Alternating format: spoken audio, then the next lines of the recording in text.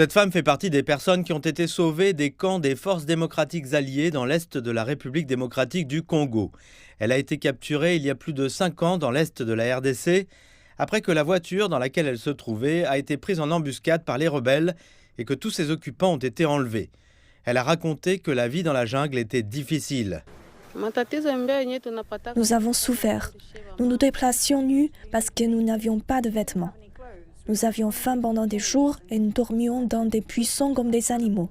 Si on avait de la chance, on a trouvé un homme pour se marier, alors on est des triés, ou sinon on est des morts.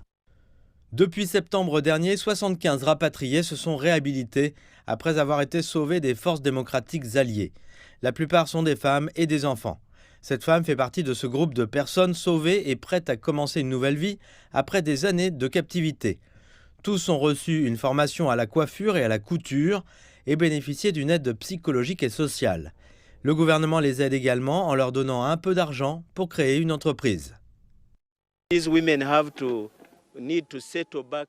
Ces femmes doivent se réinstaller correctement dans leur communauté, ce qui est un défi. Parfois elles sont étiquetées, parfois elles sont stigmatisées, mais grâce à cette réhabilitation, elles peuvent faire face à d'éventuelles difficultés. Les rapatriés ont également été graciés et le gouvernement n'engagera pas de poursuite à leur encontre. L'armée ougandaise a affirmé que nombre d'entre eux avaient été enlevés contre leur gré et endoctrinés dans les convictions terroristes. They are forced to become wives of those leaders. Elles sont forcées à devenir les épouses de ces leaders, mais lorsqu'elles se sont échappées ou sont secourues, certaines sont émaciées, d'autres sont bien nourries, tout dépend de l'endroit où elles ont été, d'autres encore sont traumatisées. Mais vous savez aussi que certaines d'entre elles sont même livrées par leurs propres parents de leur propre volonté.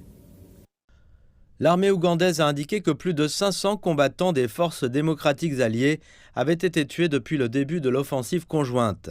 Ce groupe, qui a des liens avec le groupe terroriste État islamique, est accusé d'avoir tué, mutilé et déplacé de force des millions de personnes dans l'est de la RDC. Et les efforts visant à sauver et donner de l'espoir à des civils innocents comme ces rapatriés se poursuivent.